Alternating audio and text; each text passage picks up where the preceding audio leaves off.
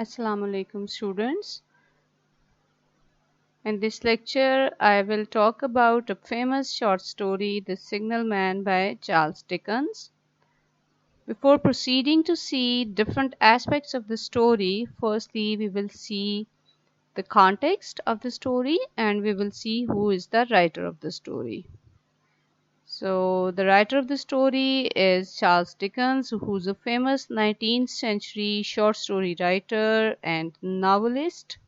He belonged to working class and he used to portray urban poverty in his fiction. What is the context of the story? The story is written in Victorian time period, and this was the time period when industrial revolution took place, and as a result of this industrial revolution huge changes emerged in technologies resulting in class distinction, and the gap increased between rich and the poor significantly. As a result, the people became more obsessed with material wealth and the goodness of humanity matters very little.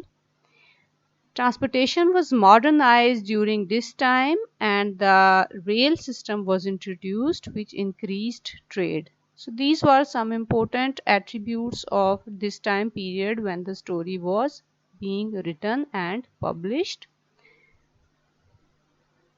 The Signalman is the Gothic story. And what is the Gothic story? In Gothic stories, strange, mysterious events and adventures happen in dark and lonely places.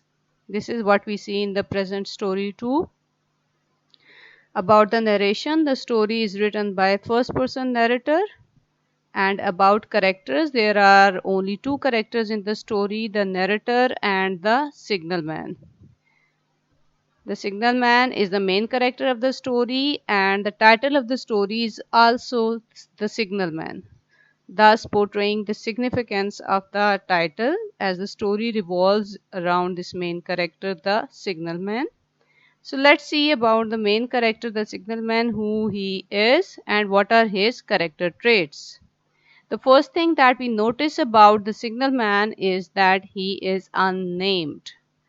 And whenever the character is being unnamed, that refers to the universality of the character.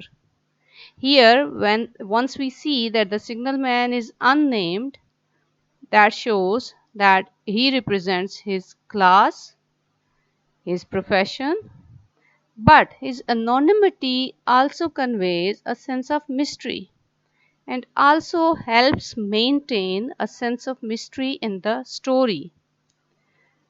The narrator has also given his physical description in the story, and he was being portrayed and he was being shown as a dark, sallow man with the dark beard and rather heavy eyebrows.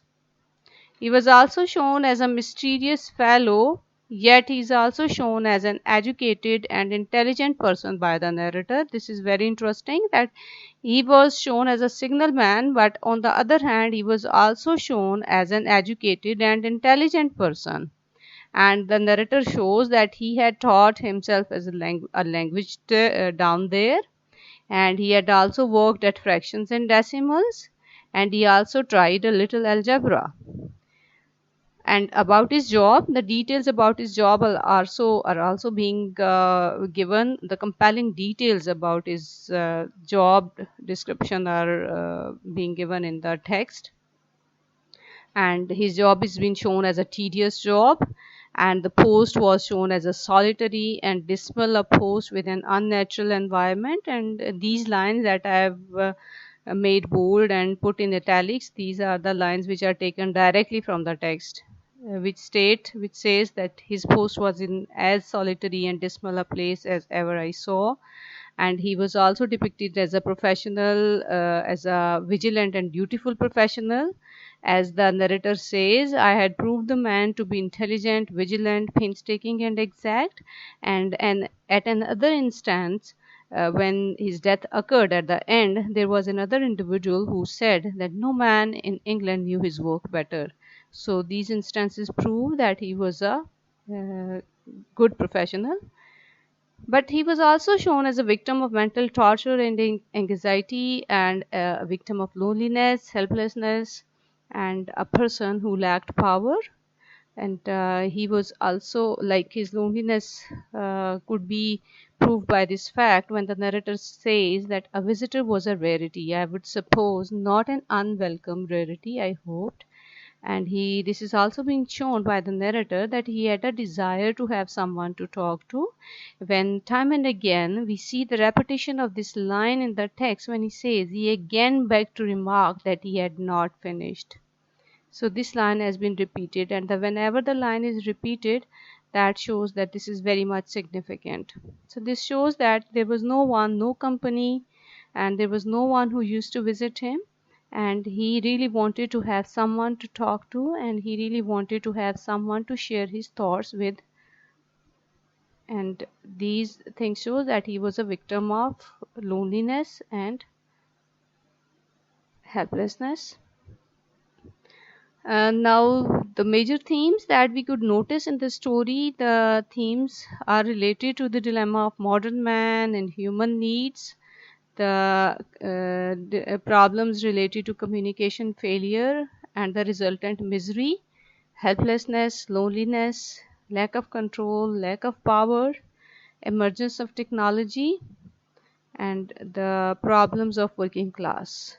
Fear of unknown is also a prevalent theme of the story. I've also taken out some textual quotes from the story in order to prove their link with the themes, or in order to see that how the themes emerge from these textual quotes and how the themes are being supported by these textual quotes. So the significant phrases and the significant gestures are also being given over here, written over here, and these are directly taken from the text.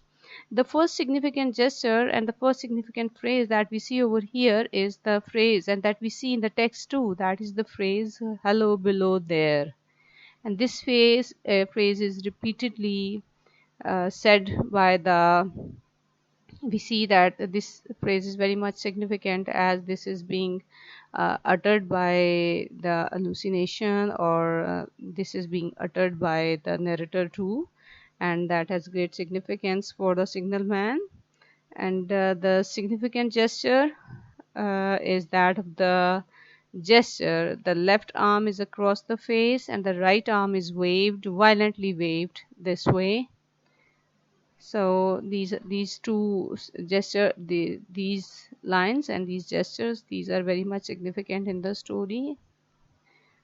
The description of the place is also very important, and how the place is being described by the narrator, because that they are also very much important to the prevalent themes of the story, and how the story develops, how and what caused the tragic death of the signalman. All these things play an important role in that. All these things play an important role in making this story a gothic story.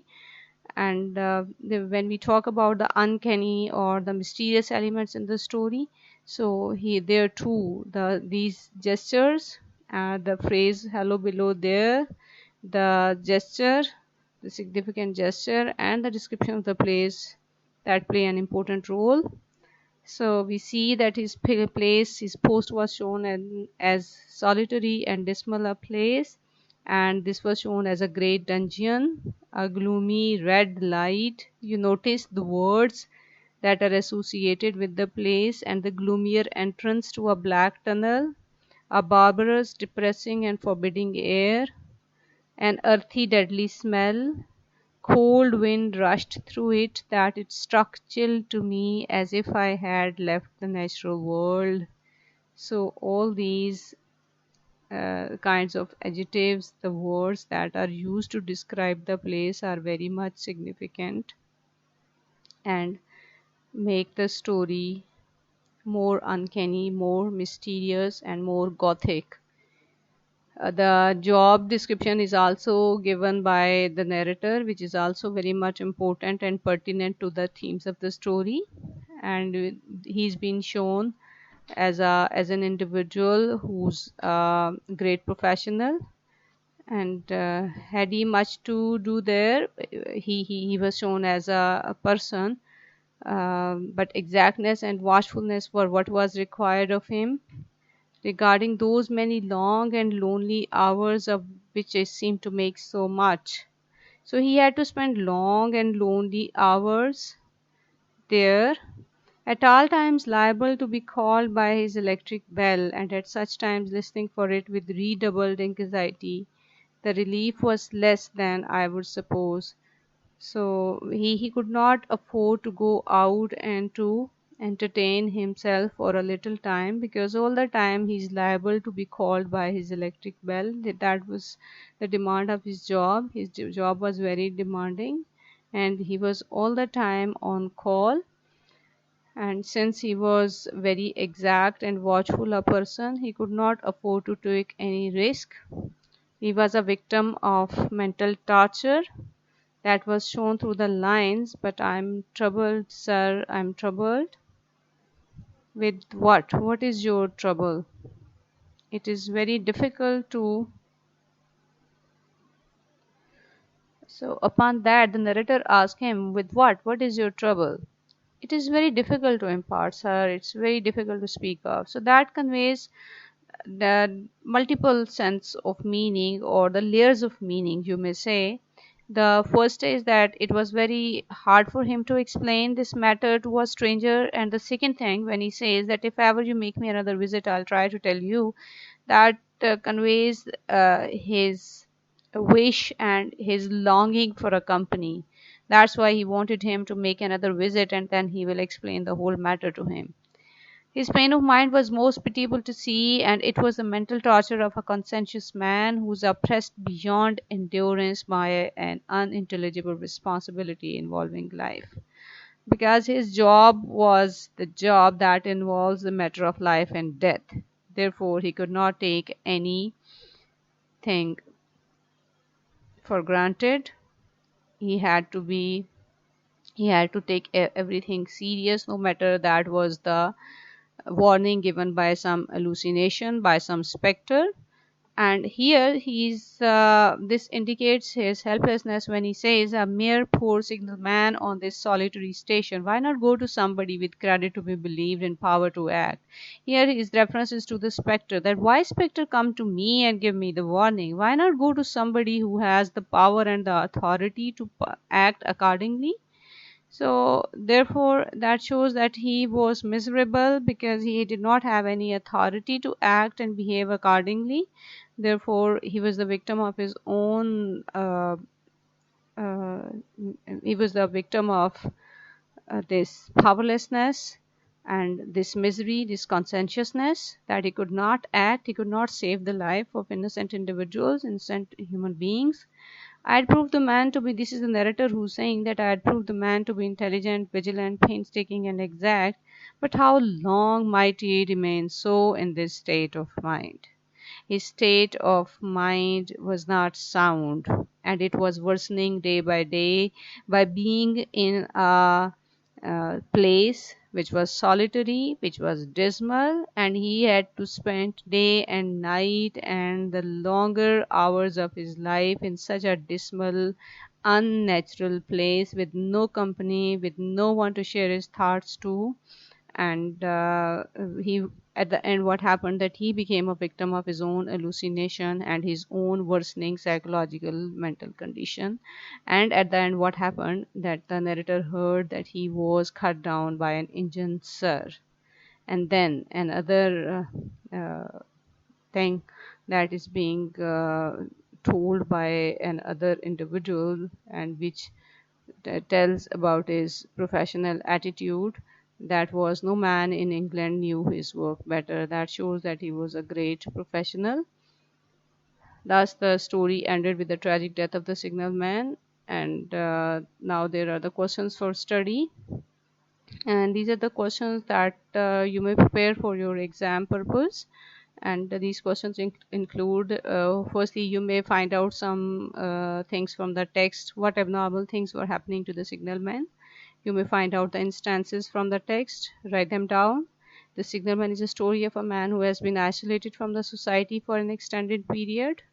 So you may take out the instances from the story, and that may prove that may show his loneliness and his helplessness, his powerlessness.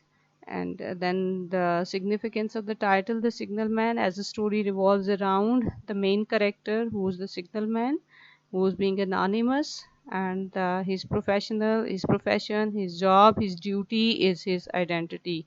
He has no other identity apart from this thing that he was the signalman. And you may write a great deal about this, the significance of the title. And the fourth question is, what caused Signalman's death in the story The Signalman by Charles Dickens? So you may find out instances, you may take one argument and you may support it. But whatever is the argument, just to make sure that you are going to support your argument with the references from the story and with instances from the text. And that's how we will end the discussion upon the story. And thank you.